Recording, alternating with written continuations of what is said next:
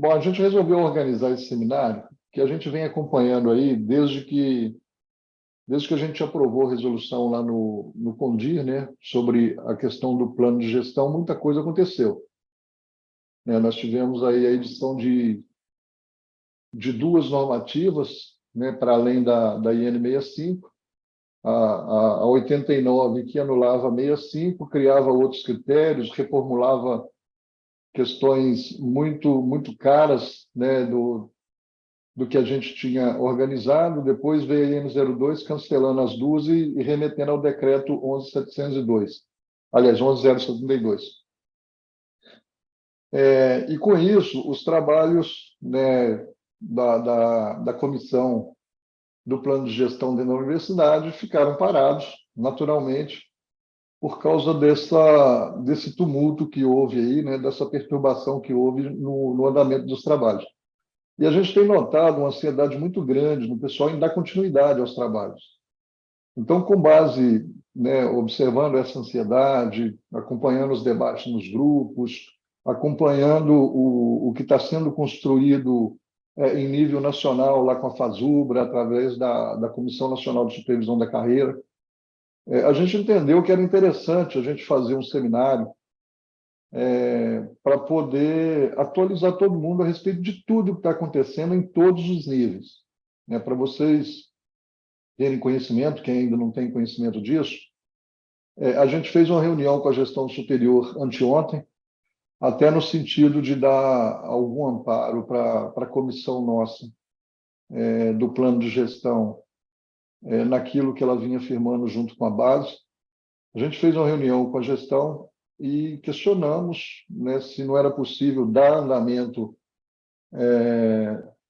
nos trabalhos que já vinham sendo feitos, para entender qual que seria a melhor alternativa, se era dar continuidade ou aguardar realmente a construção de uma nova normativa, que foi a primeira justificativa que deram para a interrupção dos trabalhos, né?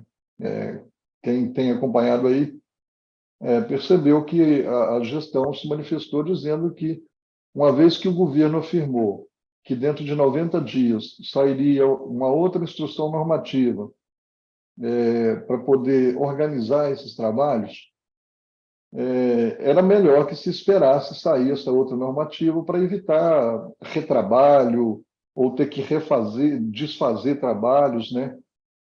Para ver qual que será a realidade a partir dessa nova normativa. Nessa reunião, a gestão explicou, né, qual que é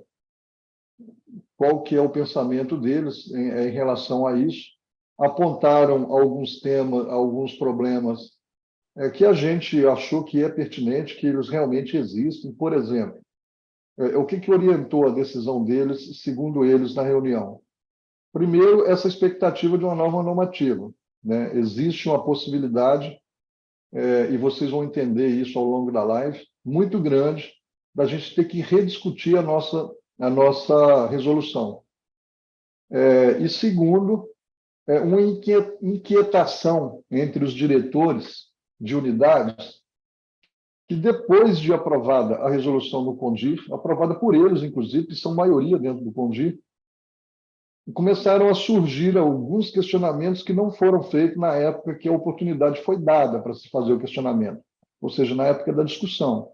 Isso, inclusive, foi questionado a eles pela Pró-Reitoria de Gestão de Pessoas, porque foram dadas duas oportunidades para o pessoal. Quando a gente apresentou a resolução no CONDIR, ou foi feito todo um debate, depois houve uma interrupção do debate para poder dar mais prazo, porque alguns alegavam que não tinham feito o debate nas suas unidades. Foi dado prazo para fazer esse debate, voltou a discussão ao CONDIR depois e foi aprovada sem nenhum questionamento, sem ninguém se manifestar, com pouquíssimos, se eu não me engano, tivemos manifestação de um ou dois diretores que tinham acompanhado, inclusive, os debates promovidos pelo Sintete, os seminários promovidos pelo Sintete. E foi aprovado. E agora surgem essas inquietações. Então, a ideia, né, é realmente aguardar isso aí.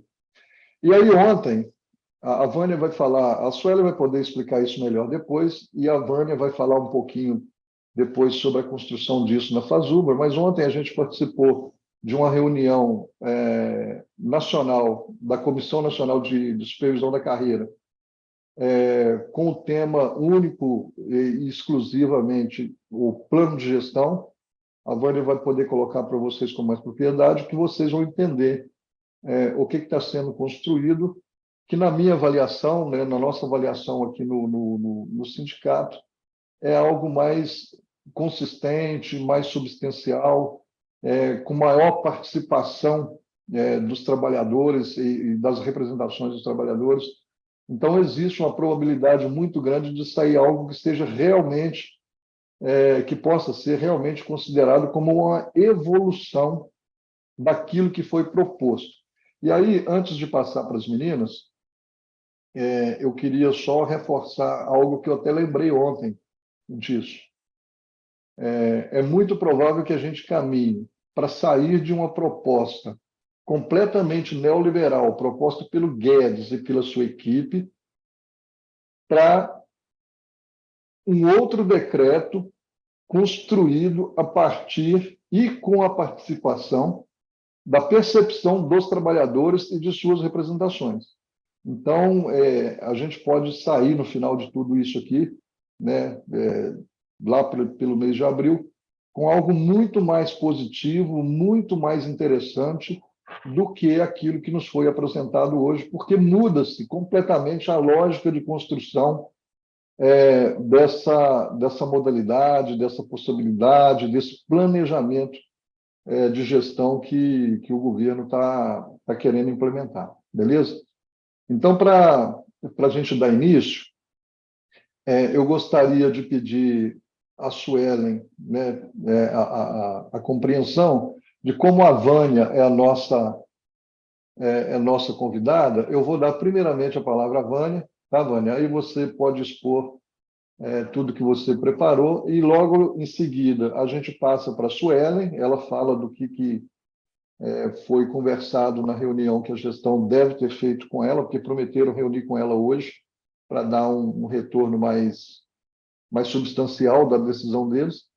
E aí depois a gente abre para qualquer intervenção do pessoal que estiver nos assistindo, para tirar alguma dúvida, acrescentar alguma coisa, beleza? Então é isso. Vânia, muito obrigado pela sua disposição, pela disponibilidade, e a palavra está contigo. Obrigada, Robson. Só me fala quanto tempo, mais ou menos, eu tenho, só para eu me organizar, para não... que eu falo muito, Robson, sabe? Eu preciso eu preciso de um freiozinho. Me fala mais ou menos quanto tempo vocês pensaram. Vamos trabalhar mais ou menos com uma média de uns 20 minutos para cada uma das participações, que aí a gente não vamos ser engessados, não, mas vamos trabalhar nessa orientação. Tá. Obrigado. Eu vou marcar meu tempo aqui só para eu poder me disciplinar, porque senão eu demoro muito em coisas e depois não pego o mais importante. Então, começando aí agradecendo, Robson, o convite, né, do Sintete, dando um alô para todo mundo, muito bom, uma boa tarde a todas, todos e todes, boa tarde, Suelen, que vai estar comigo aqui também, falando um pouquinho aí sobre o PGD. É muito bom estar aqui com vocês e é muito bom esse debate que vocês estão promovendo, porque a gente precisa mesmo, agora que nós estamos aí, né, nós vencemos uma tarefa muito difícil, muito árdua, que foi tirar Bolsonaro do governo, né, e colocar um governo democrático, um governo mais voltado para os trabalhadores, em que pese todas as alianças que foram feitas, mas a gente tem um espaço de diálogo, isso a gente tem visto desde o primeiro dia deste governo, que é um espaço que a gente não tem desde o golpe do Temer. Então, a gente, só para não sei se tem alguém muito novo aqui, né? Mas a gente tinha uma Comissão Nacional de Supervisão da Carreira, que acompanhava a carreira no nosso PCCETAI, é uma comissão institucional prevista em lei, e que ela se reunia periodicamente para propor alterações, para fazer avaliações e dar andamento nas questões relacionadas à nossa carreira. E desde que o Temer assumiu, desde que o Temer usurpou, né, a cadeira da presidência, a gente nunca mais teve, depois no governo Bolsonaro, pior ainda, que foi rompido aí todos os espaços que a gente tinha de diálogo, né? Então, é muito bom a gente estar hoje numa expectativa de que, a partir das nossas reuniões, a gente tenha um espaço para colocar as nossas reivindicações e para construir de forma coletiva as legislações e as nossas pautas que a categoria tanto anseia. E o teletrabalho, o PGD, mais propriamente falando, o teletrabalho, é uma modalidade de trabalho que veio na pandemia. Ela veio para ficar, não adianta a gente dar as costas para isso, não adianta a gente. Vocês estão me ouvindo bem, né? Eu vi aqui, você precisa ativar seu áudio, agora que eu fiquei a resposta para outra pessoa. Não adianta a gente dar as costas para o teletrabalho, achando que ele não vai, que ele não é a solução, né?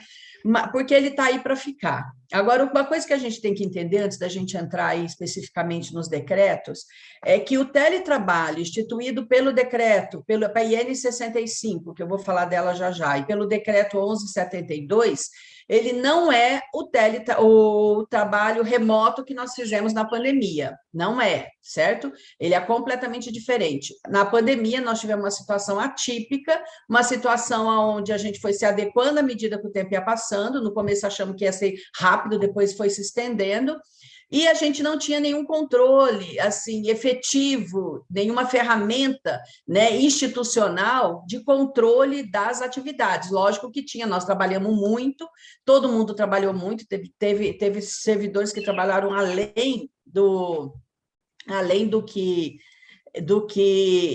fazia se fosse presencial, mas tanto que as instituições, as universidades não pararam, as universidades continuaram funcionando a todo vapor, mas hoje a gente está diante de uma outra realidade se a gente quiser instituir o teletrabalho dentro das instituições, né, dentro das universidades. Então, bora lá falar um pouco. A IN 65 veio para regular o teletrabalho a partir da pandemia. E logo depois da IN 65 saiu o decreto 1172, que era superior um decreto é sempre superior a uma instrução normativa, né?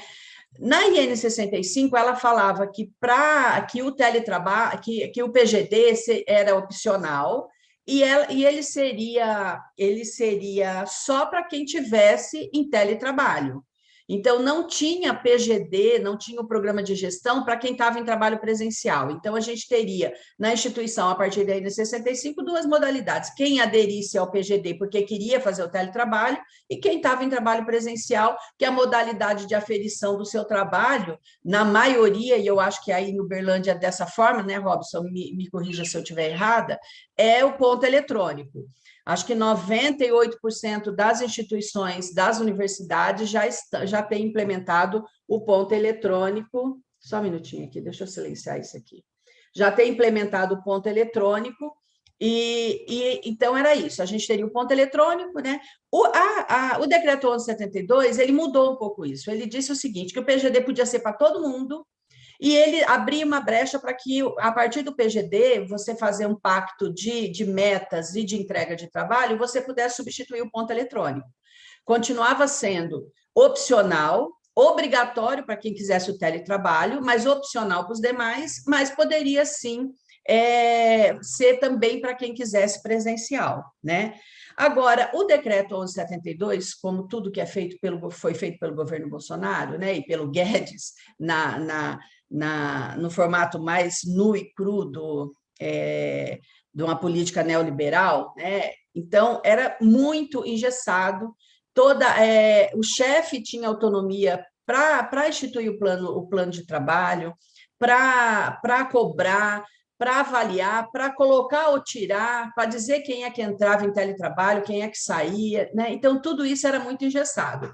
Então, nós começamos, a partir da ansiedade da categoria, dentro da Comissão Nacional, fazer um trabalho do que a gente achava importante, já que isso era uma ansiedade, e a gente sabia que o teletrabalho estava aí, então a gente precisava, pelo menos, ter uma normativa que fosse mais democrática e que a gente pudesse disputar dentro das instituições, uma vez que o norte aí da legislação era o 1172. Então, a gente começou, a Fazubra, eu acho que vocês devem ter recebido, a Fazubra encaminhou os pressupostos, a gente pegou a carreira, né? O que o PGD e o teletrabalho não pode tirar do que a gente conquistou, que é a nossa carreira, né? Então, quais são as principais preocupações que a gente tinha com o teletrabalho? Era desestruturar as equipes, porque a carreira falava de trabalho de equipe, falava em ser coletivo, tanto o trabalho daquele setor, como as cobranças, avaliações e tudo mais. A outra preocupação era a individualização do trabalho, a partir do momento que você está isolado em casa, você se descolar da equipe. A verticalização das relações, aquela relação só com a sua chefia, não ter mais a relação com a equipe, né? O risco de tratamento marcado por relações interpessoais, ou seja, se o chefe não gosta de um, aquele lá nunca vai ser escolhido. Então, essa era uma preocupação. Não tinha previsão do acompanhamento das relações entre chefia e servidor, o decreto 1172 não fala disso. Quem que vai acompanhar quem vai acompanhar o programa, a implantação, se está tendo assédio, se não está, se está tendo conflito, se não se chegou a acordo, não tinha isso previsto no decreto. Ele colocava como meta para que se tivesse o teletrabalho um acréscimo de produtividade, ou seja, ele era claramente falava que aquilo era para acrescentar produtividade, né? Além de que todo o ônus do teletrabalho era jogado nas costas do trabalhador, ou seja, se você quisesse fazer o teletrabalho pela 1172, além de ter que aumentar a produtividade, além de ter uma relação ali onde a chefia manda e o servidor não tinha, pela legislação, não tinha espaço para diálogo, ainda dava todo o ônus do teletrabalho, você tinha que ter estrutura de internet, você tinha que ter o material, você tinha que ter a sua sala preparada para você trabalhar, como se fosse o Estado estava jogando nas costas do trabalhador toda a estrutura que ele tem que dar para que o trabalhador faça o seu trabalho. Então, isso estava na 1172. Isso afrontava claramente a nossa carreira, né? Então, a partir daí, a gente começou, e aí teve várias instituições, vários sindicatos que conseguiram, e aí São Carlos aqui é um deles, eu falo porque eu sou aqui de São Carlos, a gente tem o PDG já instituído, em janeiro já fez 6 meses do primeiro edital do PDG, e a gente conseguiu construir, outros lugares também conseguiram, um PDG mais democrático, certo? Como que é? Colocando que tanto os planos de trabalho como as cobranças tinha que ser feito em equipe, que tinha que ser feito de comum acordo, tudo entre chefia e trabalhador, nunca aquela coisa de que se tivesse mais vagas, se tivesse mais trabalhador do que vagas disponíveis para o teletrabalho, né? Porque a equipe reuniria dizendo quantas vagas de teletrabalho teria em cada situação, mas se tivesse mais vagas, mais trabalhadores interessados do que vagas, tinha que obrigatoriamente ser feito um revezamento, né? E aí a gente tinha quem elaborou a nossa minuta, e isso a gente acha essencial, vamos começar aí pela primeira proposta que tem que ter, e que tem que constar neste decreto e nesta legislação que a gente vai negociar com o governo, é que para a execução de um programa tem que ser paritário, a equipe tem que ser paritária, ou seja, a participação dos TAs tem que ser paritária à da gestão e de docente, né? Ou da gestão, que é composta majoritariamente por docente, mas tem que ter uma paridade para que a gente tenha garantido aí as nossas reivindicações. E também, o que é importantíssimo, e que não tem na 1172, e que a gente está, né? E aí o Robson falou de ontem, eu não sei se alguém que está presente aqui ontem e pôde participar. A gente está elaborando uma minuta em conjunto com a categoria, né? A gente está apresentando uma proposta, mas a partir dessa minuta construída, nós vamos negociar com o governo, né? Que o governo abriu espaço, quando ele revogou a IN eu acho que era 69, se eu não me engano, eu estava com ela anotada aqui em algum lugar. Quando ele revogou essa IN, ele disse que em 90 dias, esse prazo de 90 dias termina em março, né?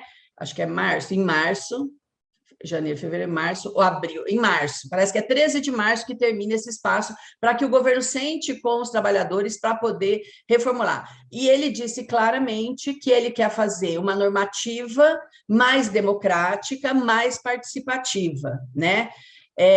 Então, a gente tem este período que é curto para que a gente apresente as nossas propostas, mas a gente já tem um parâmetro muito bom dessas propostas, que foi aquilo que a gente falou, nós colocamos sobre os pressupostos que a gente tem, que foi elaborado lá o ano passado, quando as entidades começaram a negociar, né, ainda em cima do 1172, do decreto 1172, começaram a negociar os seus programas de gestão, né? Então, aí, o que é essencial também, além de uma equipe, além de um grupo de trabalho paritário para elaborar o programa?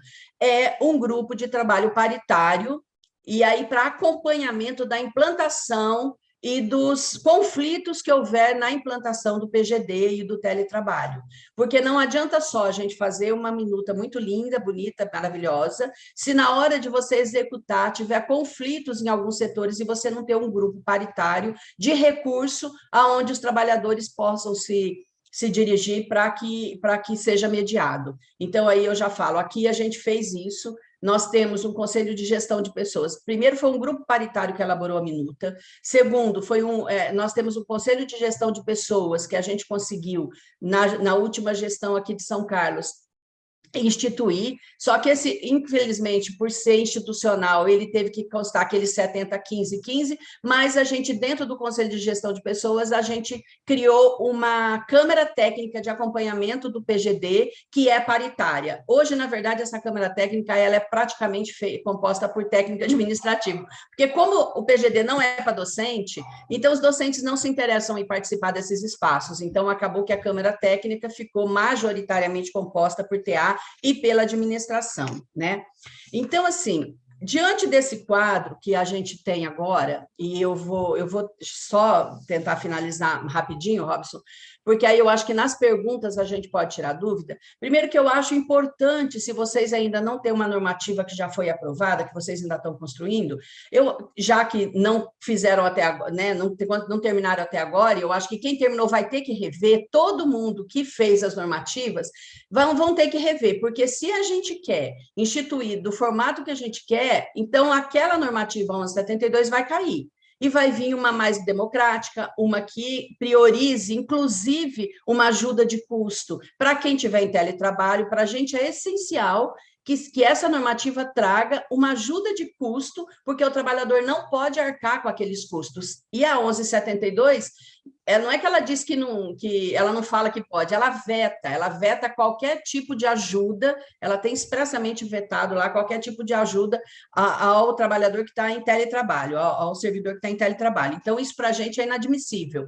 Então, nessa normativa, a nossa expectativa é que ela seja democrática, que ela tenha espaço de recurso, que ela respeite a nossa carreira do ponto de vista de ser feito tudo no coletivo e que ela tenha muito claro a ajuda de custo para quem tiver em teletrabalho, certo? Então, diante disso, a gente está dentro da Fasubra construindo, né, para que a gente possa dialogar com o governo, até nessa data que eu coloquei, e como o Robson colocou, né, da ansiedade, a ansiedade, ela é natural, porque muita gente, por N motivos, tem muita gente que quer fazer, nem todo mundo vai poder fazer o teletrabalho, a gente sabe, porque uma das coisas que consta da 1172 e que não deve mudar é que o atendimento ao público não pode ser prejudicado, isso a gente sabe que é um cerne de uma instituição, uma universidade, né? Vamos falar da UF, que é uma universidade. que atende os estudantes, alunos, aonde tem atendimento presencial, atendimento a alunos, aonde é o atendimento direto ali, não tem condições de fazer o teletrabalho. Nós sabemos que é para algumas tarefas, para alguns fazeres, mas tem muita gente dentro das instituições que tem fazeres que é possível se encaixar no teletrabalho. Às vezes, não teletrabalho integral, mas um teletrabalho parcial, que tem atendimento ao público em determinados momentos, mas em outro momento a parte administrativa pode ser feita remoto. Então, tudo isso tem que ser negociado. E, sendo assim, se a gente quer mudar essa normativa, é interessante que vocês esperem até essa normativa sair, porque vocês vão ter outro parâmetro. Eu não sei como é que é a relação com a administração aí em Uberlândia, mas tem muitos lugares que a gente não conseguia avançar por causa do decreto. Então, assim, as instituições que são muito legalistas ou que têm reitores, tem algumas que têm interventores, tem outras que têm reitores muito ligados ao governo, mesmo não sendo interventor, mesmo tendo sido eleito. Então, foi difícil avançar numa normativa mais democrática. Em alguns lugares conseguimos, em outros não.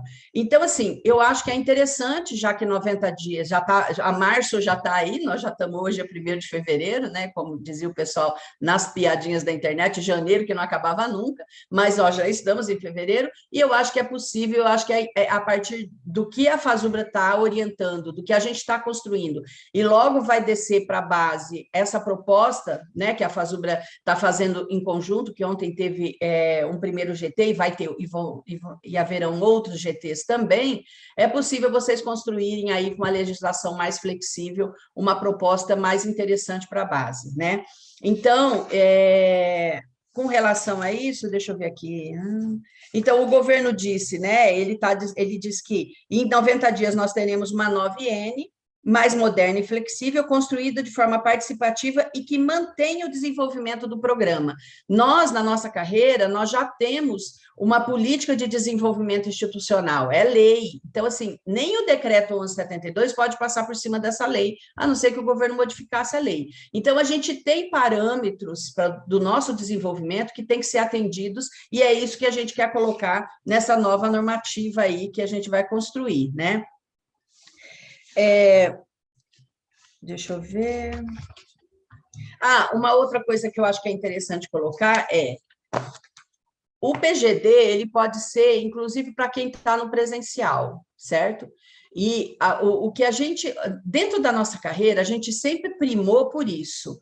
E quando a gente falava da avaliação de desempenho que existe na nossa carreira, na 1191, a gente já falava isso. O que seria como que seria feito a avaliação de desempenho? Você tem um plano de trabalho feito em equipe, cada um da equipe tem uma função dentro deste plano de trabalho, e depois de um determinado momento, você vai avaliar para ver se o objetivo daquele plano foi atingido. Se não foi, aonde é que está o problema?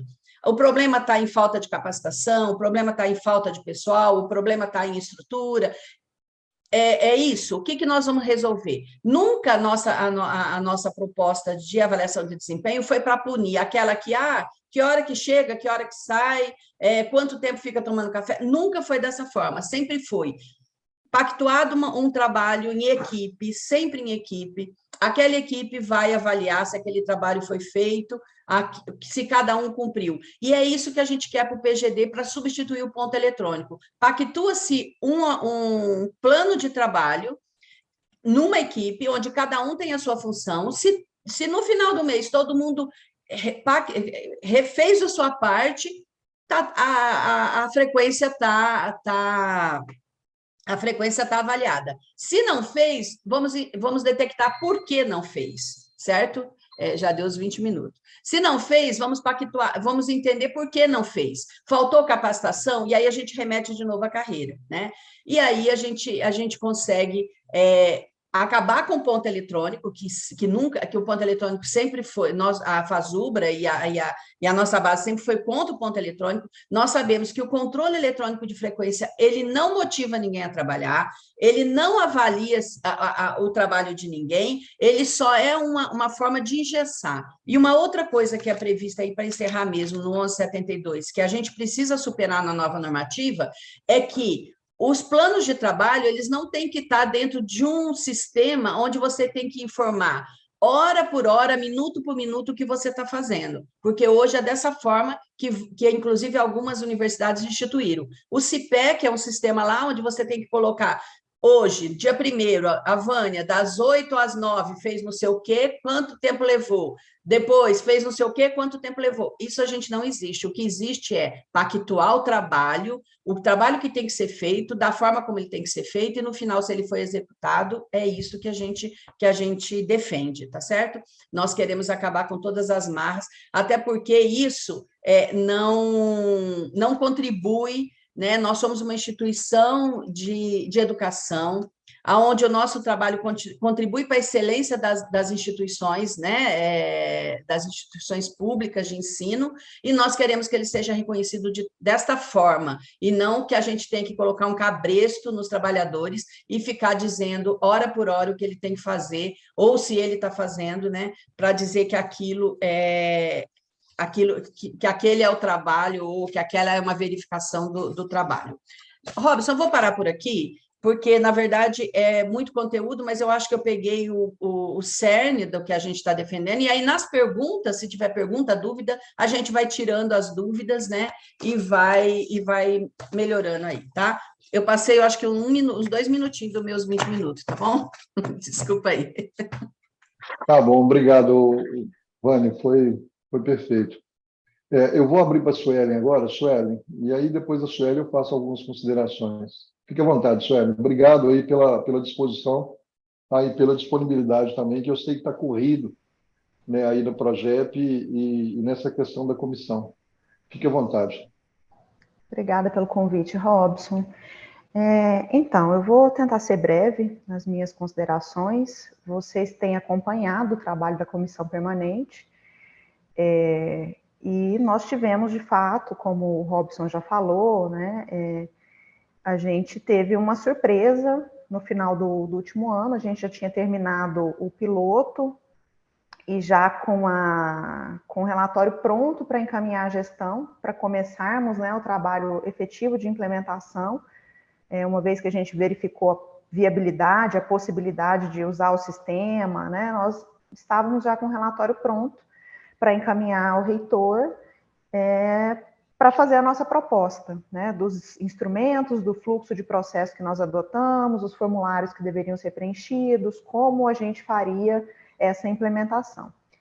E estava já no término do relatório, nós fomos surpreendidos pela IN 89, e a IN ela veio mudando tudo, né, tornando tudo mais engessado, e nós tivemos, enquanto comissão, a percepção de que com a IN 89 não seria possível seguir com o programa tal qual a gente havia pensado, né? Uma vez que a IN ela vinha com diversas restrições e outras exigências que eram, né, feitas, e que não é o caso agora, uma vez que ela foi revogada, então não vale a pena a gente pontuar tudo que a IN 89 nos trouxe no final do ano passado. Tá? Então, nós reformulamos o relatório, apresentamos a nossa opinião sobre a IN 89 e fizemos a seguinte manifestação: olha, se a IN 89 permanecer vigente, a gente já tinha uma expectativa de que ela seria revogada, mas nós fizemos essa avaliação e encaminhamos ao reitor. Se a IN permanecesse vigente, não seria possível a implementação tal qual a gente havia pensado, e seria necessário rediscutir a implementação, né, e a nossa resolução no conselho, no conselho diretor. Bom, encaminhamos essa documentação ao final de 2022, né, nos últimos dias do ano, nós encaminhamos isso para o gabinete, tá? E aí, logo no início do ano, veio a instrução normativa número 2, revogando a IN 89. Da leitura que tivemos, né, comissão, da leitura que tivemos da IN número 2, nós identificamos que a nossa resolução, a resolução CONDIR número 16, que foi aprovada em maio, antes mesmo do decreto 11.072, a nossa resolução não não tinha nada que contrariasse o decreto 11.072, e que a gente estava alinhado, né? No nosso planejamento estava alinhado já ao decreto 11.072. Já tínhamos feito essa adaptação e que não seria necessário, no primeiro momento, rever a resolução.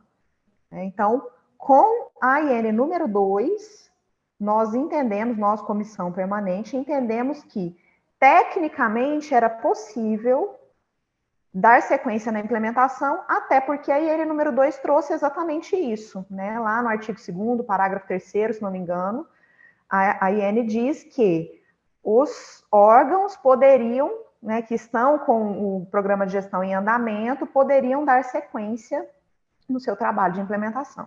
Então, com base nisso, nós elaboramos um ofício, né, e foi encaminhado esse ofício ao gabinete, ao reitor, questionando exatamente isso, né? Nós perguntamos para o reitor se, dada a revogação da IN 89 e considerando, né, o que estava previsto na IN número 2, se nós poderíamos dar sequência, né? E aí a gente precisava do quê para continuar?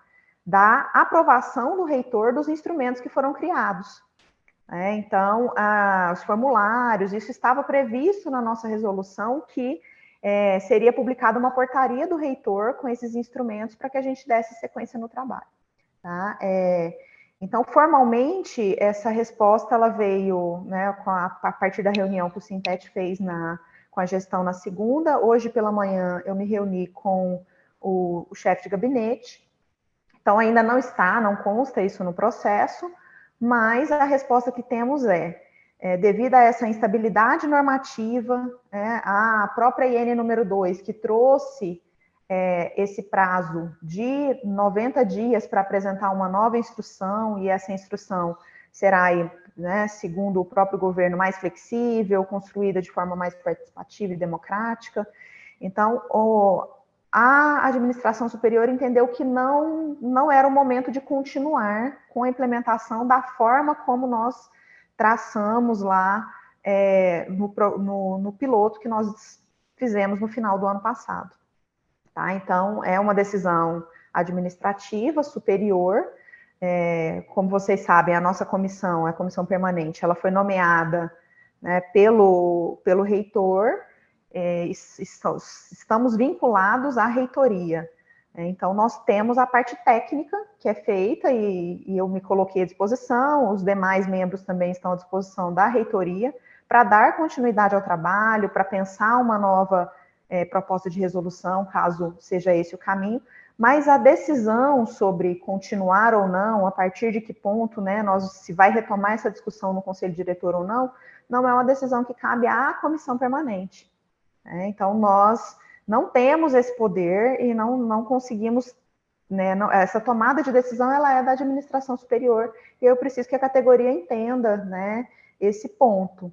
Então, o que foi passado pela administração superior dada essa instabilidade normativa, a administração prefere aguardar, uma vez que, para seguir o nosso cronograma, nós tínhamos um cronograma inicial de implementar já em março, mas isso trabalhando os meses de janeiro e fevereiro todos para começar com as unidades em março que fossem apresentando seus pedidos de adesão.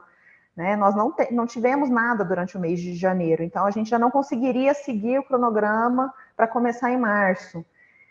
Se em março, final de março, início de abril, já tem uma previsão de uma nova IN, não faria sentido demandar tanto esforço, né, para preparar todas as unidades a respeito de um sistema que muito provavelmente talvez nem seja necessário utilizar, né, dada a possibilidade de termos aí uma nova instrução normativa que não exija esse tipo de sistema. Então, seria um esforço muito grande e um trabalho muito grande para preparar os técnicos e logo na sequência ter que rever tudo, né, e fazer uma nova adequação a essa nova instrução normativa.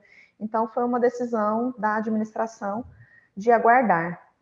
Nós vamos aguardar a nova IN, essa IN que está sendo construída, a possibilidade, inclusive agora, como foi dito pela Vânia, talvez um novo decreto, uma vez que o decreto 11.072 ele é bem engessado também. Então, pode ser que venha uma coisa mais positiva para a categoria, e para que esse formato de programa de gestão seja melhor pensado e que atenda os anseios, né, da categoria, dos técnicos, dos trabalhadores.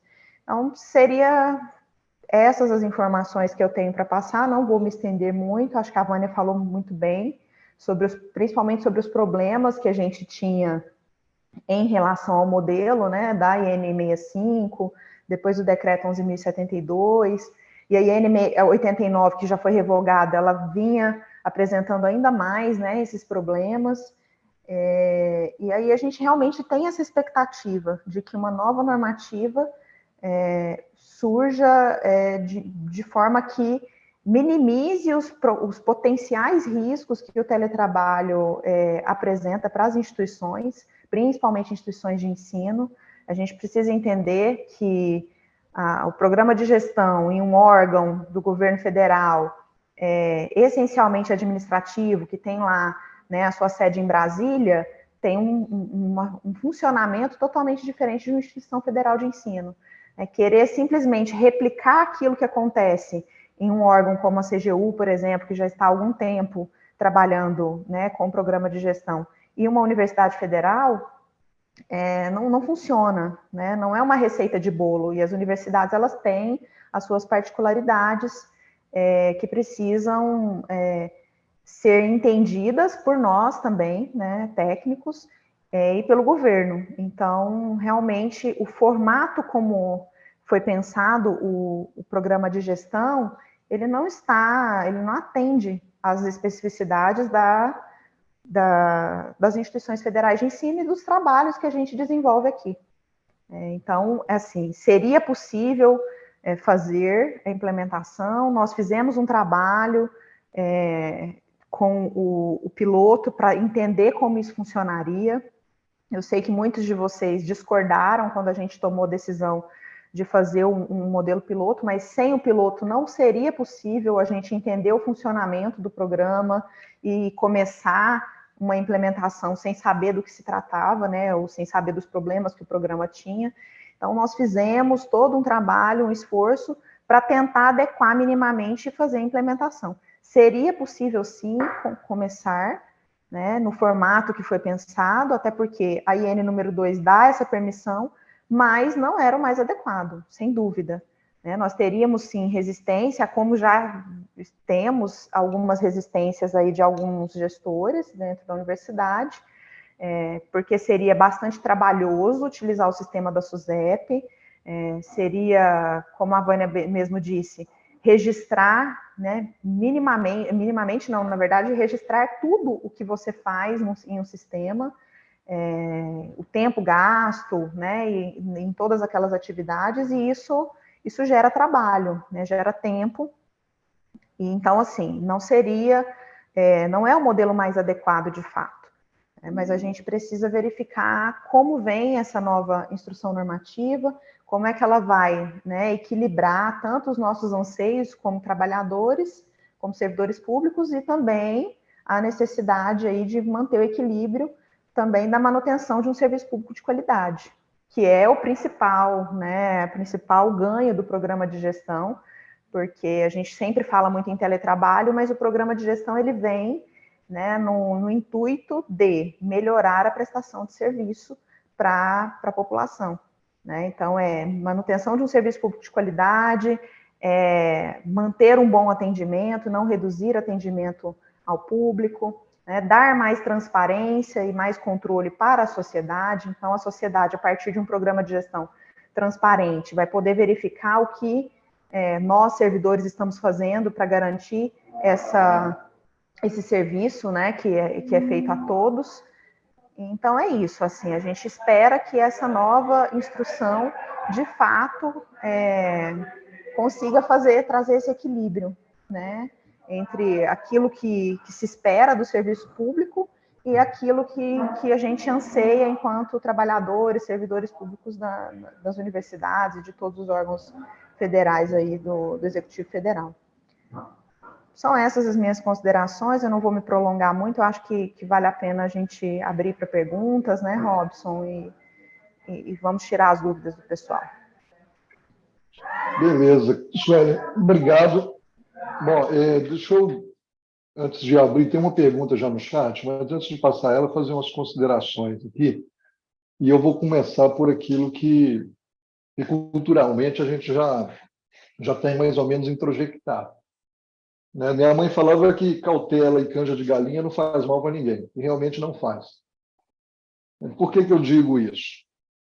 Talvez isso que nos provoque ansiedade agora seja uma medida necessária para a gente não ter que refazer ou interromper aquilo que já estava estabelecido. Porque essa interrupção ou essa necessidade de refazer, de rediscutir, isso pode trazer uma sensação de perda, de retirada de direitos, que vai tensionar muito mais a luta do que se a gente fizer alguma coisa realmente consolidada, bem sólida, né, antes da implementação.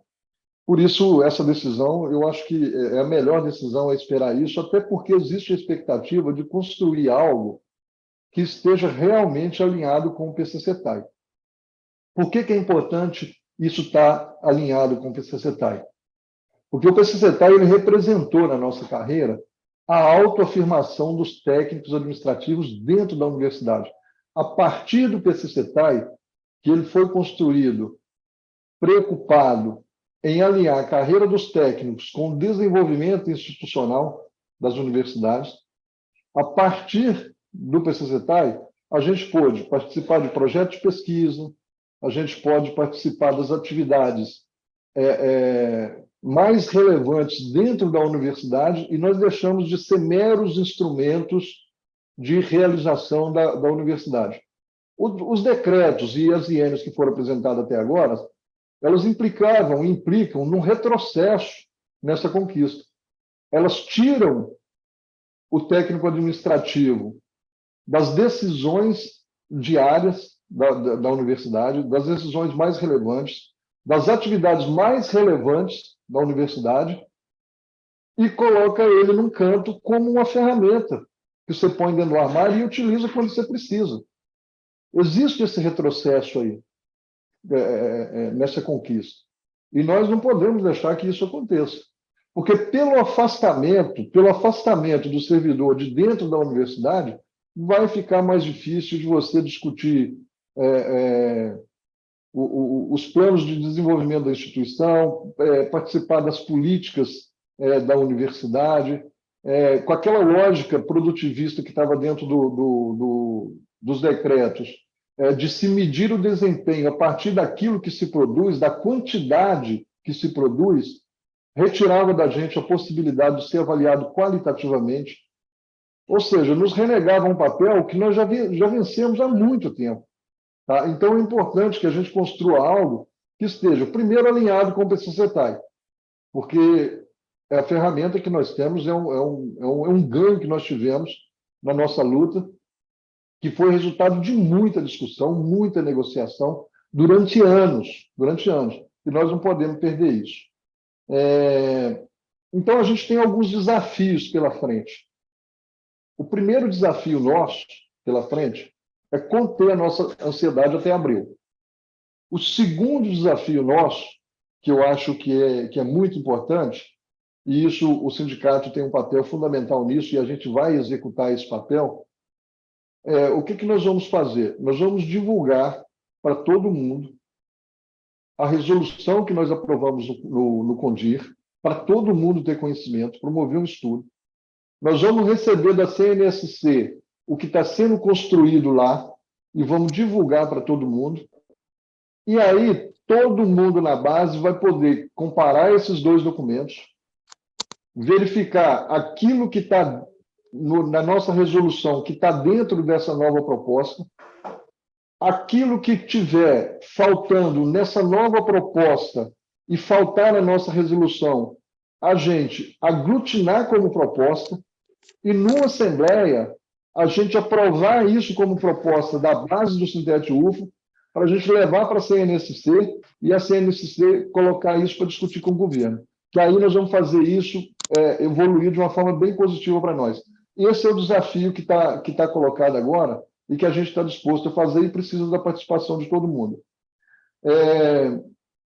Com base em tudo isso que está sendo dito, e com base em tudo que eu ouvi esses dias, eu entendo perfeitamente, e aqui não é uma defesa da gestão, eu sei que muitas vezes numa análise mais rasa o pessoal fala, mas o sindicato está defendendo a gestão. Não, o sindicato está defendendo, o PCCETAI está defendendo o bom senso nesse momento, e o bom senso nos manda esperar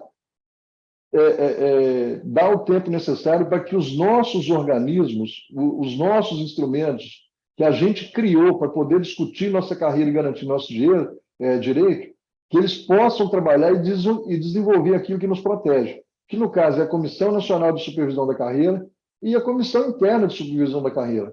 Nessa reunião de anteontem, por exemplo, nós cobramos da projeto, falamos, olha, a CIS aqui dentro da universidade está parada tem muito tempo. O mandato deles venceu e a gente precisa fazer uma nova eleição da CIS e colocar a CIS para funcionar novamente dentro desse novo cenário que a gente conseguiu resgatar, que é um cenário onde se discute aquilo que é caro para nós, um cenário onde pode se sentar e dialogar com as gestões, com o governo, um cenário onde a gente tem possibilidade de colocar nossa voz para fora, né, e falar aquilo que nós queremos, aquilo que a gente acha que é interessante. Então, eles já assumiram um compromisso de realizar, tão logo o pró-reitor de gestão de pessoas retorno das férias semana que vem, da gente sentar e organizar as eleições da CIS. E aí é muito importante que haja uma participação da base para poder concorrer a esse espaço, que é o espaço que a gente tem para poder discutir carreira junto com a gestão. Dentro do que foi dito ontem, do que foi dito na reunião, né, o que a gente pode evitar nessa nova construção aí desse novo decreto aí? São situações que a gente deseja evitar, que o decreto trazia como muito clara. A partir da verticalização que ele promovia nas decisões, ampliava-se a possibilidade de assédio. Tá? O PCCETAI, por exemplo, se a gente for analisar o PCCETAI direitinho, é porque as universidades, infelizmente, ainda não adequaram a avaliação de desempenho de acordo com o que está previsto no PCCETAI. Mas a avaliação de desempenho do PCCETAI, por ela trazer todo um sentido de equipe e a avaliação da equipe, ela inibe a possibilidade de assédio de um gestor para um trabalhador da base. Esse decreto, com essa lógica de avaliação que ele tinha, ele ampliava a possibilidade de acesso, de assédio. Então, isso é uma situação que a gente pode corrigir nessa nova proposta. Né? Uma outra questão que a Vânia colocou aí, que eu acho que por mais que a gente, né, que alguém possa pensar que a lógica neoliberal tem lá a sua razão, que o mercado é perfeito, que não sei o quê, mas até lá, dentro dessa lógica neoliberal, ou dentro do pensamento capitalista, o provedor das condições da produção é o dono dos meios da produção. No nosso caso aqui, o dono do meio de produção para nós é o governo. É o governo, é nosso patrão. Então, precisa constar nesse novo decreto que o subsidiador das condições de trabalho tem que ser do patrão, não pode ser do trabalhador. É impensável um trabalhador custear o seu trabalho se ele é explorado a todo momento por aquele que lucra com o seu trabalho. Isso seja qual o modelo de lucro que você entender que é o melhor, se seja o lucro financeiro, se seja o lucro social, mas o trabalhador ele não pode custear, né, as suas condições de trabalho. E isso, lá tanto no decreto quanto na IN, tudo que foi apresentado até agora, jogava na nossa responsabilidade o custeio, né, do nosso trabalho. A nova proposta que deve surgir, ela vem justamente tentando quebrar essa lógica maluca que foi colocada aí. Então, é muito importante a gente aguardar isso, mandar nossas contribuições para a CNSC, para essa discussão com o governo. O prazo é muito curto, a gente tem muita coisa para fazer e vamos ter que absorver mais essa demanda aí. E aí a gente precisa contar com todo mundo. E até dentro dessa lógica aí, Vânia, eu já vou passar para você. Eu sei que você não vai conseguir responder essa pergunta agora, porque está no começo dos estudos. Mas o Itamar perguntou aqui no chat em quanto tempo seria a implementação desse modelo e quais os valores desse auxílio para o teletrabalho. A Vânia vai poder responder isso aí. E também tem uma do Leandro no chat, que ele não entendeu bem a fala da Vânia sobre o SISREF, se existe a possibilidade de, na gestão atual, o SISREF ser abolido. Deixa eu só falar sobre isso um pouquinho, Vânia, antes de passar para você. Na conversa que eu tive com o professor Márcio, com o professor Clésio na reunião com a gestão, eu apontei esse negócio aí. A IN89, uma das mudanças que ela fez foi justamente falar assim, não, independentemente se o cara está no plano de gestão ou não, se ele estiver no plano de gestão, ele tiver que vir trabalhar parcialmente ou integralmente, presencialmente, ele tem que bater o ponto. Eu falei, pô, peraí. Então, você já muda a lógica de análise do desempenho do servidor. Né? Você sai da qualidade e vai para a quantidade. Você impõe uma quantidade de tarefas que ela, quando você pensa no teletrabalho, ela é ampliada, ou seja, ela é superdimensionada. Aí você cria um plano de gestão, você já puniu o servidor uma vez, aí você vai punir mais quantos cabrestos eles querem colocar no servidor? E aí eles concordaram comigo, inclusive foi um posicionamento do professor Márcio. Ele falou, não, a gente achou completamente inadequado que se tivesse o registro de ponto para quem tivesse parcialmente trabalhando presencial. Não tem muito sentido.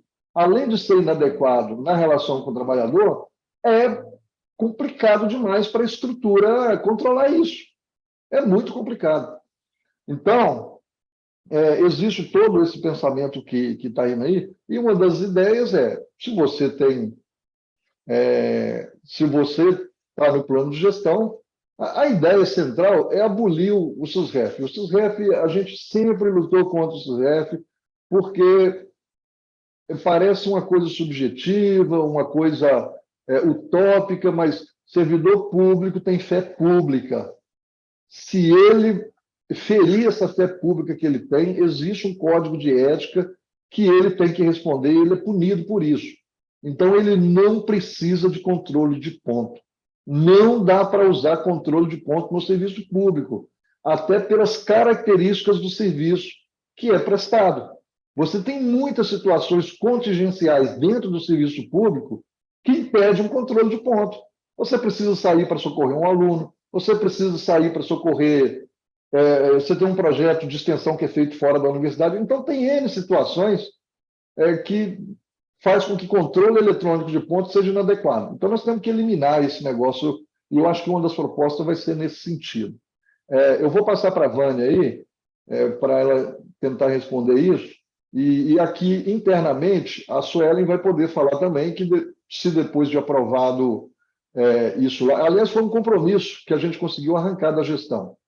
Eles falaram assim, olha, Robson, se não tiver nenhuma alteração substancial que provoque uma rediscussão da nossa resolução, tão logo se defina isso, a gente vai implementar isso de modo que atinja toda a universidade. Esse foi um compromisso que eles assumiram com a gente, tá certo?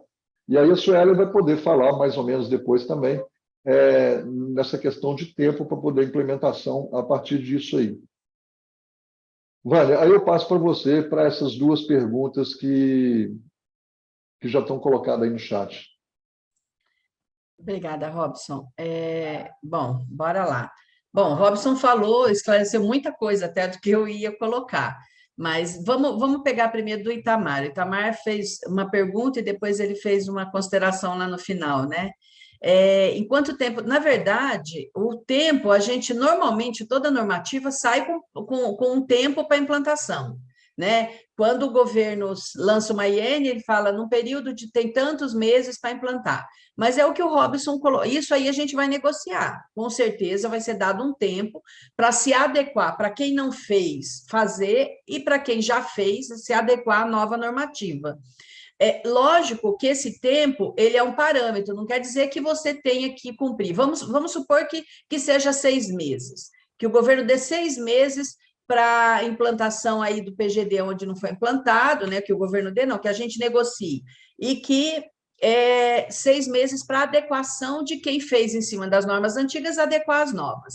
Isso não quer dizer que só vai começar a valer daí 6 meses, vai começar a valer assim que for aprovado nos órgãos colegiados, e no caso, a nossa proposta já era assim, mas a nossa proposta continua mantendo, no órgão máximo deliberativo da instituição, que são os conselhos universitários, no caso das universidades, né?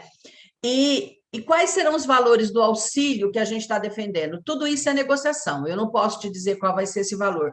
Nós vamos tentar pegar algum parâmetro, parece que o judiciário tem uma ajuda de custo, né? E a gente tem, agora, se vocês me perguntarem quanto é, eu não vou saber responder, mas numa mesa de negociação a gente vai pegar alguns parâmetros para poder defender essa ajuda de custo. Eu não sei, eu não posso te responder agora, porque a gente nem pensou em qual seria esse valor, mas teria que ser um valor suficiente para poder cobrir as despesas que a pessoa tem, e tem que ser dada a garantia do material, ou seja, a universidade ela teria que garantir o material, ou se a pessoa tem o material e se dispõe a usá-lo, ela tem que garantir a assistência daquele equipamento, material que eu falei, equipamento, né?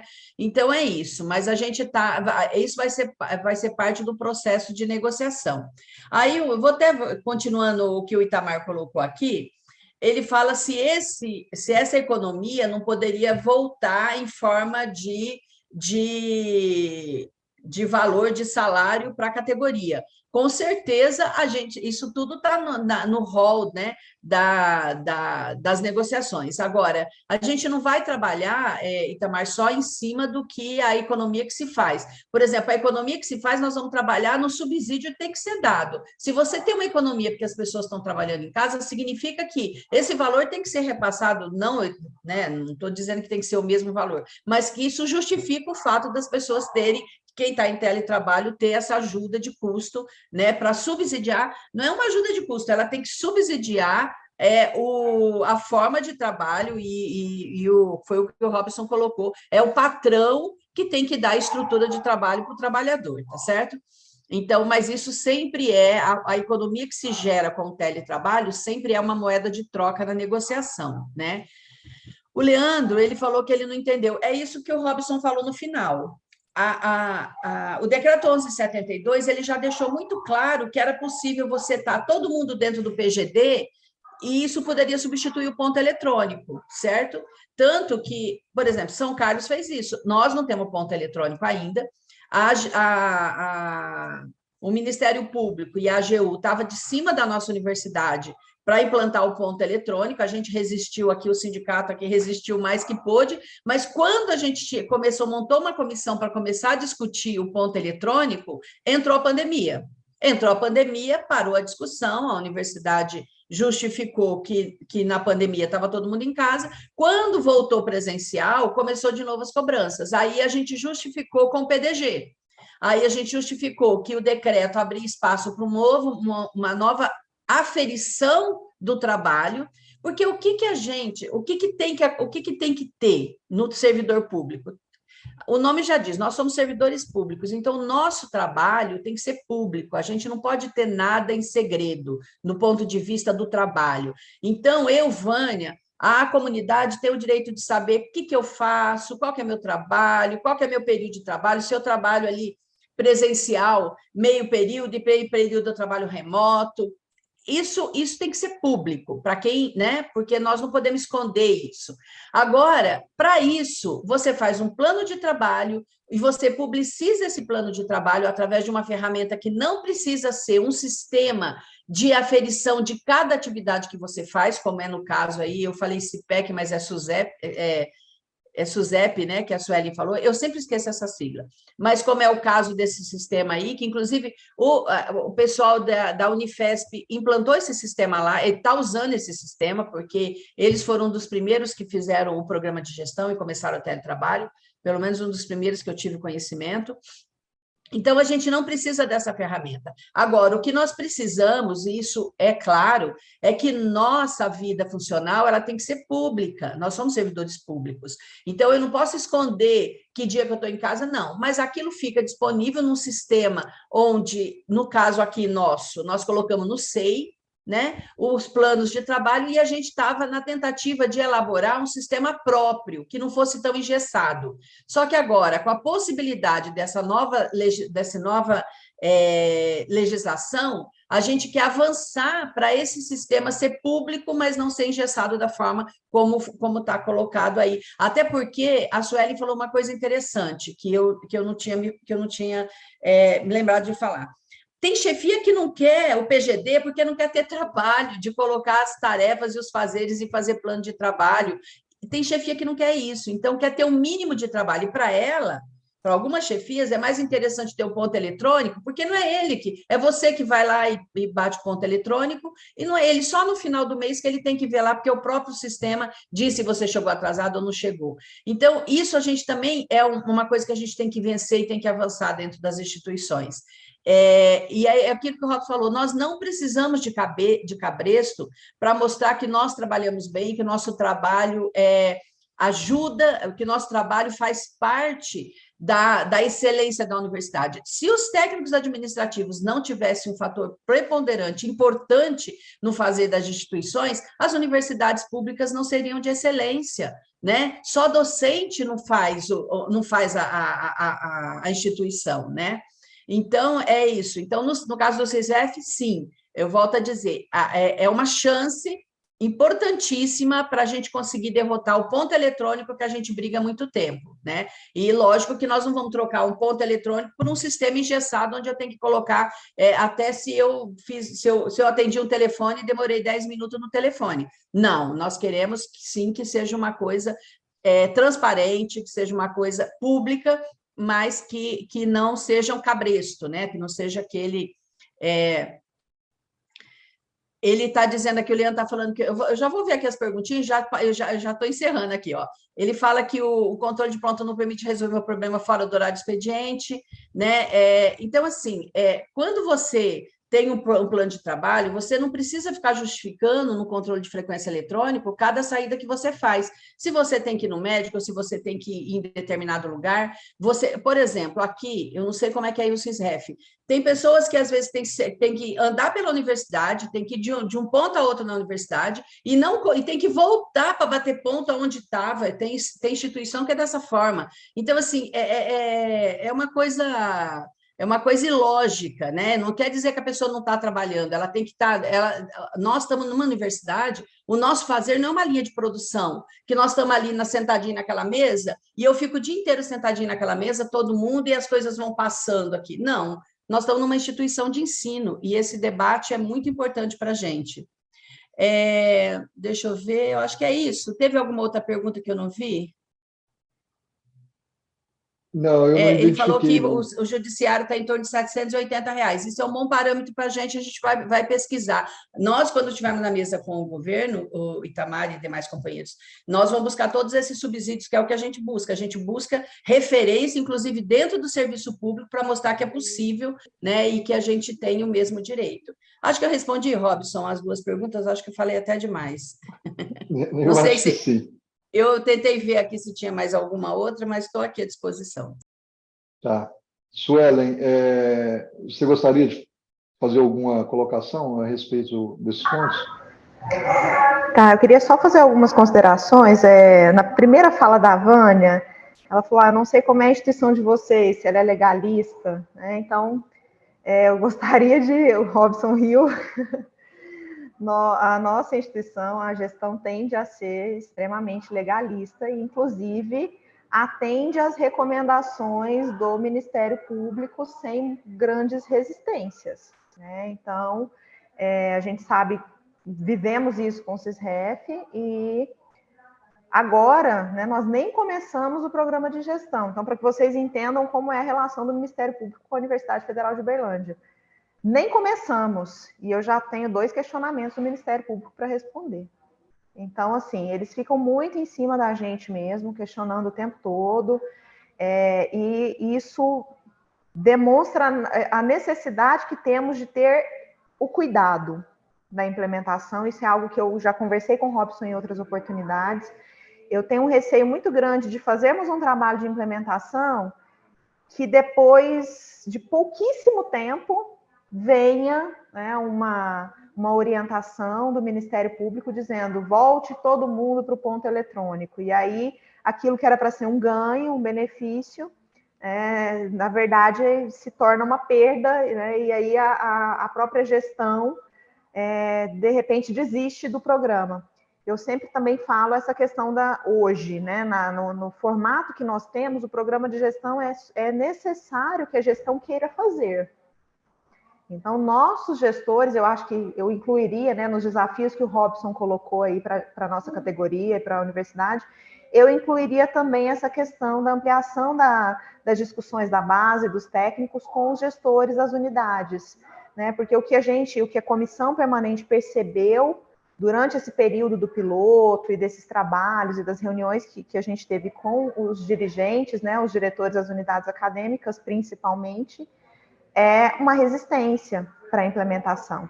Então, não adianta. Hoje, a nossa norma, como ela está posta, a resolução, ela ficou a cargo de cada diretor, decidir se vai ou não fazer e como fará. Né? Então, a cada unidade fica essa falsa autonomia, na verdade, ela traz muitos problemas, né? Porque a gente não tem uma regra geral para todo mundo, isso pode gerar conflito dentro da própria categoria. Eu tenho lá, o Robson está na unidade X, que o diretor dele aprovou de uma forma. Aí a Suelen está em uma outra unidade, o diretor dela não quer, e aí fica, né, uma situação de conflitos até dentro da própria categoria, porque não tem na nossa norma hoje algo que dê uma orientação, ficou tudo muito amplo, muito no gosto do diretor, né? O diretor da unidade vai pensar lá como é que ele vai fazer, estabelecer as suas próprias regras, não tem, né, essa ideia de essa parte recursal, né, que suporte que o servidor terá, né, caso ele passe por alguma situação de abuso, né, ou de assédio. Então, assim, a gente precisa realmente repensar. A gestão se comprometeu com o Robson, com o Sintete, né, no sentido de que caso não haja, né, mudança substancial, eles caminhem para a implementação.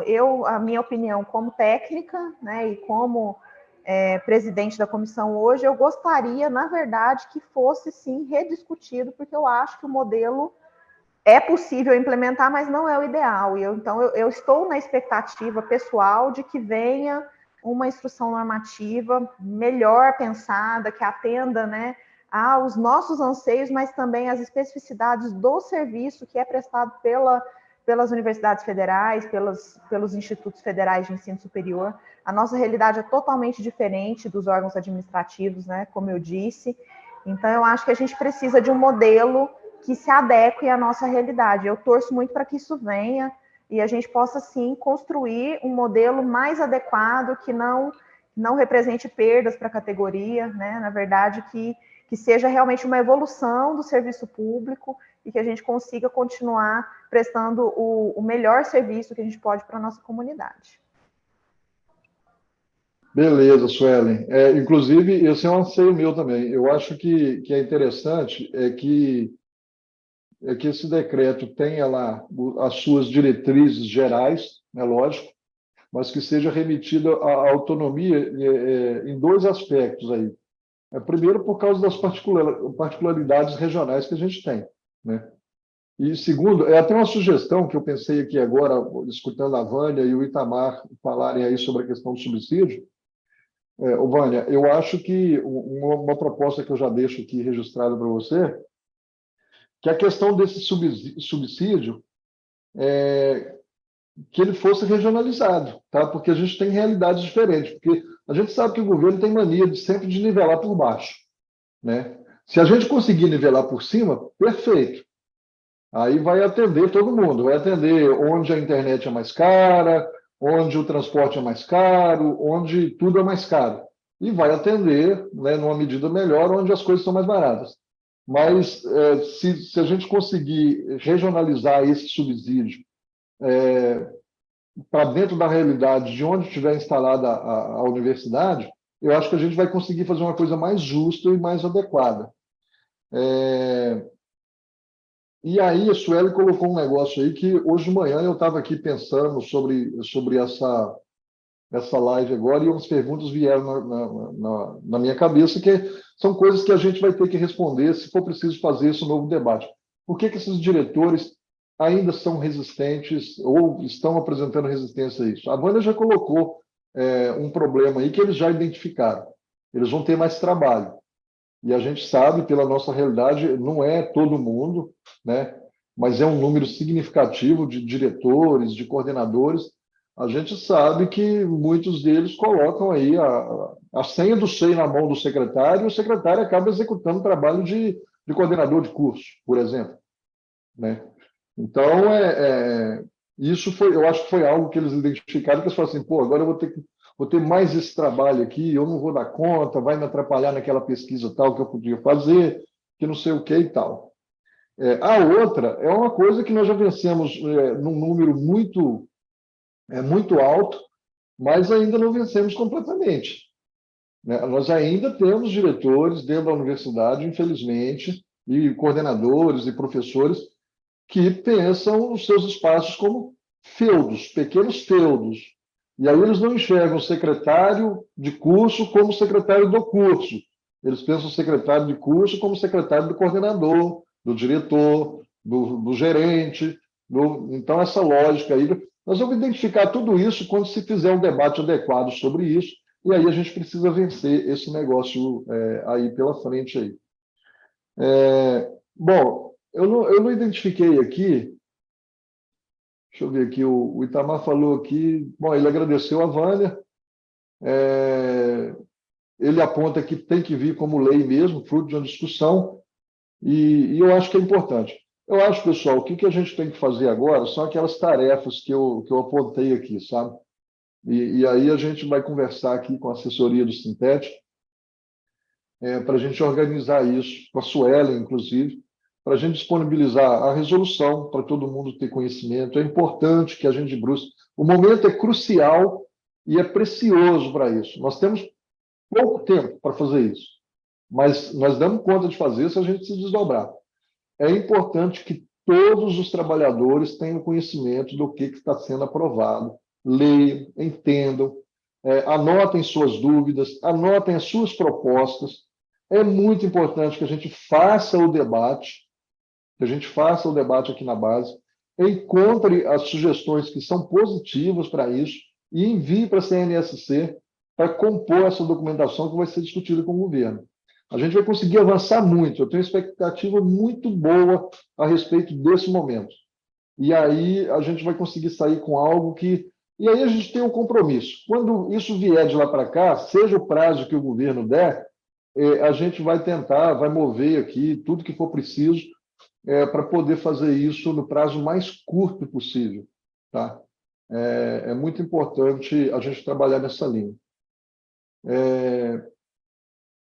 Bom, como não tem nem mais um questionamento, nem nenhuma colocação, eu vou partir para os finalmente, que já são 15h54, está dentro da nossa proposta de tempo, até porque a Vânia, coitada, a Vânia é o dia inteiro atendendo as bases nesse sentido. Para quem não conhece, a Vânia é coordenadora da FASUBRA, ela faz parte da CNSC lá, e eles têm muito trabalho pela frente. E nós vamos ter aqui também. Nós temos que recuperar essa CIS nosso e voltar a trabalhar. Vânia, eu vou te passar para as considerações finais, tá? Mas de antemão eu já quero te agradecer demais.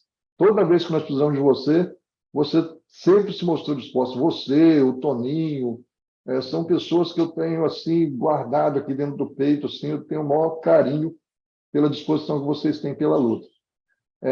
A Suelen também, Suelen, eu quero te agradecer demais. Até agora, toda vez que a gente demandou, você também se mostrou disposta. Então, isso é muito importante para nós, né, para a nossa evolução aqui. Vânia, eu passo para você, então, para as considerações finais e depois, em seguida, para a Suelen. Obrigada, Robson. Primeiro, eu quero agradecer aí o convite e não precisa me agradecer, eu acho que a gente tem um papel importante na construção da luta dos trabalhadores e a gente entende que só a unidade na luta é que vai trazer vitória para a gente. Então, no que eu puder contribuir para a discussão, para ajudar na luta de vocês aí, ajudar na luta da onde quer que seja, a gente está com isso, ajudando a luta de todos, juntando todas e todos, e a gente vai, a possibilidade da vitória é muito maior, né? Então, me coloca aí à disposição sempre que precisar. Eu queria fazer só, antes de eu fazer um tchau aí, colocar sobre a questão do Ministério Público que a Suelen falou. Na verdade, a gente tem que pensar o seguinte, nós vivemos um período muito nefasto de ataques aos servidores públicos e principalmente às instituições públicas de ensino, à educação, à saúde.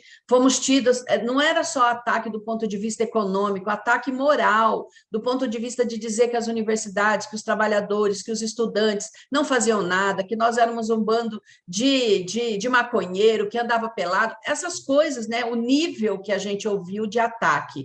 E esse nível de ataque e de fake news com a população fez com que essa população começasse a nos cobrar. Lógico que tem os que são nefastos também, mas também tem aqueles que foram levados a acreditar que nós não fazemos nada, que a educação, né? Então, a gente tem muito trabalho de reconstrução pela frente, muito trabalho. E isso se reflete no Ministério Público no nosso pé. Agora, a universidade também tem que ter a postura de dizer, olha, eu tenho autonomia, é isso que a gente quer resgatar nas nossas resoluções e nas nossas normativas. Autonomia universitária. A universidade tem que dizer para o Ministério Público, olha, você pode até orientar, mas você não é um juiz para mandar em mim. Né? Não é diferente quando tem que a justiça nos manda fazer alguma coisa. Então, a gente tem que dizer para o Ministério Público, olha, sua orientação a gente vai ver e vamos acatar na medida do que for possível, mas também temos que responder que nós temos autonomia para fazer coisas da nossa forma, e o Robson tem razão, a normativa ela tem que dar autonomia, cada instituição tem um caráter diferente, cada região tem uma forma diferente de atuar, então a gente precisa dessa autonomia. E é nisso que eu tenho uma expectativa muito grande que a gente vai começar a avançar e melhorar nesse sentido, né? Que as universidades e que as instituições públicas voltarem a ser respeitadas como sempre foram, né? Porque somos pontos de excelência, né, em educação e em pesquisa. Então, gente, Robson, me agradecer muito, Sueli, muito obrigado por dividir comigo aí essa bancada virtual e me colocar à disposição. Sempre que você precisar, você sabe, a gente arruma um jeitinho e arruma um dia, vai se ajeitando e a gente está aqui disponível para fazer o debate e construir a luta dos trabalhadores. Que só com muita luta e muita unidade que a gente consegue as vitórias que a gente já conseguiu e que a gente tem que conseguir para a nossa categoria. Obrigada, Robson. Sueli. Bom, eu gostaria de agradecer também a oportunidade, o convite do Sintete, agradecer a Vânia, foi uma troca muito importante, muito valiosa para a gente. Eu gosto muito desses momentos de debate, acho que a gente precisa se reunir mais e discutir mais essas questões. E eu me coloco à disposição, tá, Robson? Como sempre, eu estou à disposição do Sintete para a gente construir juntos o melhor caminho aí para o programa de gestão. E é isso, queria agradecer a participação de todos. É muito importante que a categoria se envolva, né, nesses momentos que o Sintete cria, né, esses espaços que o Sintete organiza para que a gente possa discutir aquilo que é de interesse da categoria. Obrigado, Sueli. Pessoal, bom, antes da gente terminar, eu queria só fazer um convite para vocês. O primeiro deles é que vocês prestigiem o seu sindicato. Nós estamos aqui voluntariamente e à disposição de todo mundo para tentar resolver as questões que são caras para os técnicos, né, e para construir a defesa dos nossos direitos e novos direitos, a conquista de novos direitos. É muito importante e a gente só é fortalecido quando a gente tem uma retaguarda que é a nossa base toda junto ali com o sindicato. Pensando nisso e pensando nas dificuldades que nós passamos nos últimos anos, né, de não recuperação de perdas salariais, essas coisas, o Sintete, né, se ele não for atrativo pela luta, pelo menos ele tem uma série de convênios aqui que vai deixar algumas coisinhas mais baratas para vocês no dia a dia. Então, procurem os sindicatos, se interem da luta, participem da luta, é muito importante. A gente vai promover agora, futuramente, né, bem próximo agora, eu acho que semana que vem, a gente tem um seminário para discutir o nosso estatuto, por exemplo, que precisa ser atualizado. A gente tem um Consintete que vai acontecer em março, que a gente precisa da participação da categoria. E, para além disso, a gente vai organizar essa assembleia para a gente aglutinar as propostas para essa discussão do plano de gestão. Então, acompanhe aí nossas redes. Muito obrigado por todo mundo, né, que esteve aqui presente, que se dispôs a nos ouvir, e vamos multiplicar tudo que foi dito aqui para que a nossa categoria tenha mais tranquilidade e mais consciência um pouquinho da sua importância dentro da universidade, da sua importância para a sociedade e da sua importância para si mesmo, né? Então, nós precisamos criar essa consciência de classe aí para a gente entender onde é que a gente está localizado nessa organização social e de que forma que a gente consegue sobreviver, né, de uma maneira mais positiva dentro dessa localização que a gente tem. Beleza? Muito obrigado a todas e todos. Obrigado à equipe do Sintete aí que nos apoiou nessa live, né, o Ale, a Andréia. É muito importante o apoio de vocês também. Certinho? Obrigado, gente, e até a próxima. E um beijo para todo mundo.